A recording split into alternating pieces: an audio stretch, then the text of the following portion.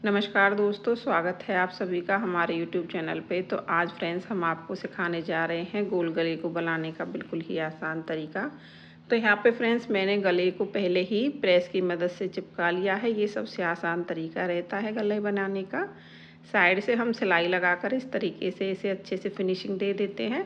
तो बीच के गले की जितनी आप चौड़ाई रखना चाहते हैं 5.5 से 6 इंच तक आप इसे निशान लगा के बुकरम को आसानी के साथ प्रेस की मदद से चिपका सकते हैं। तो ये आगे पीछे दोनों गले हैं जिनको मैं आज आपको बनाकर दिखाने वाली हूँ।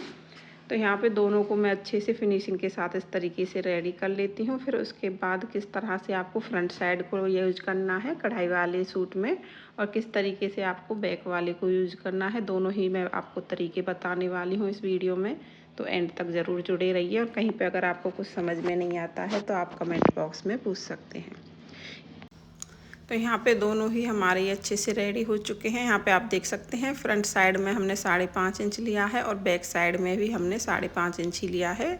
एक आध पॉइंट ही कम है हमारा इसमें। तो इस दोनों गले को अब हम लगाएंगे सूट के। पहले हम फ्रंट साइड को रेडी कर लेते हैं, फिर उसके बाद हम बैक साइड रेडी करेंगे। तो यहाँ पे हमने इनको कट नहीं किया है, अभी आप देख सकते हैं। ये फ्रंट साइड है जो हमारी कढ़ाई वाली एम्ब्रॉयडरी वाली है। तो इसमें हमारा ये गला है जो इसकी लंबाई लेंथ कम रहेगी क्योंकि इसमें वर्क ही इतना आया हुआ है। तो पूरा गला हम इसमें नहीं यूज़ कर सकते। अगर हम गले को रख के इस पर कटिंग करेंगे तो कढ़ाई के साथ मैच नहीं हो पाएगा। तो इसमें हमें क्या करना है फ्रेंड्स, इस तरीके से आपको इसका 20 सेंटर ले लेना है। उसके बाद जो हमने ये 20 सेंटर लिया हुआ है गले का, इसकी हम कटिंग करेंगे। तो इस तरह से आप अच्छे से इसे फिक्स कर लें। उसके बाद आपको कटिंग कर देनी है इसकी। यहाँ पे हम एक पैर का मार्जिन छोड़ते हुए इसकी कटिंग करेंगे इस तरीके से। तो यहाँ पे सिंपल आपको इस तरीके से कट कर लेना है। और जो ये हमारा साइड का कपड़ा बचा हुआ है इसे हम यूज करेंगे निशान लगाने के लिए। तो दूसरी साइड जो हमने हाफ़ किया हुआ है बुकरम वाली साइड, उस पर आपको इस तरीके से रख देना है इसे और इसे अच्छे से कट कर देना है। तो इससे आपको क्या है, कढ़ाई दोनों साइड बराबर की आएगी और गले को बनाने में भी दिक्कत नहीं आएगी आपको बिल्कुल भी। तो फ्रेंड्स इस तरीके से हमने इसे कट कर लिया है। ये काफ़ी आसान तरीका है। इस तरीके के अगर जैसे हैंडवर्क वाले गले होते हैं उनमें आप बुकरम यूज़ करना चाहते हैं या कढ़ाई वाले हैं तो उसमें आप इस तरह से यूज़ कर सकते हैं। काफ़ी आसानी के साथ आपका गला बनकर रेडी हो जाता है। तो इसे ओपन कर लिया है हमने, ये सीधी साइड है और इस सीधी साइड पे मैंने बुकरम को इस तरह से रख दिया है। यहाँ पे आप पिन वगैरह लगा के उसे उल्टी साइड रख सकते हैं अगर आप पिन लगाना चाहते हैं।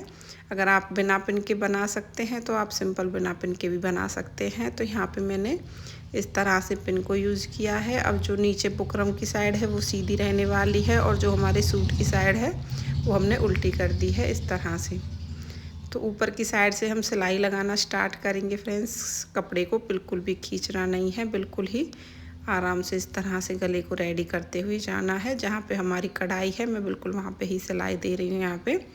तो यहाँ से आपको पिन वगैरह को अब निकाल देना है। उसके बाद सीधी सिलाई इस तरीके से ही कंप्लीट करते हुए जाना है आपको। तो यहाँ पे अच्छे से कपड़े गले को सेट करने के बाद हम ऊपर वाले कढ़ाई वाले गले को सेट करेंगे बुकरम के ऊपर और यहाँ पे सीधी सिलाई लगाएंगे इस तरीके से।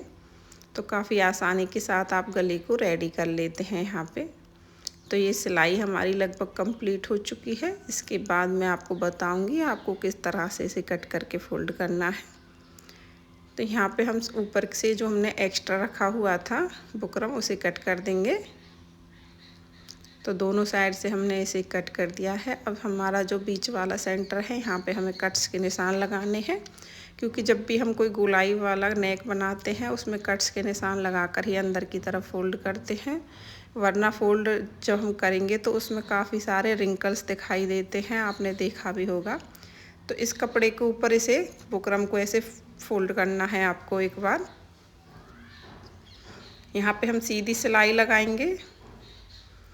सीधी सिलाई लगाने के बाद ही हम इसे अंदर की तरफ फोल्ड करेंगे क्योंकि यहाँ पे बहुत मोटी परत आ जाती है जो गले की बिल्कुल भी अच्छी नहीं लगती जब हम ऊपर की साइड सिलाई नहीं देते हैं। तो अगर आप इस तरह से सिलाई देकर आपने गले को रेडी करते हैं तो बिल्कुल बहुत ही अच्छी फिनिशिंग आती है आपके गले की और कोई परत आपकी मोटी यहाँ पे दिखाई नहीं देती। फिनिशिंग मतलब अच्छी आती है। इस तरह से मैं सभी गले को आगे पीछे के को इसी तरीके से रेडी करती हूँ।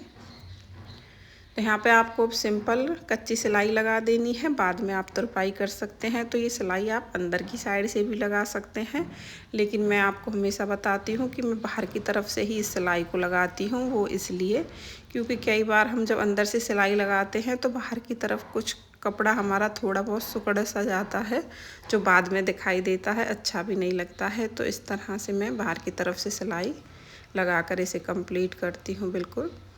तो इस तरीके से मैंने फ्रंट साइड को रेडी कर लिया है। इसके बाद हम बैक साइड के गले को रेडी करेंगे और उसे कंधों के साथ जॉइंट करना भी आपको बताएंगे फ्रेंड्स।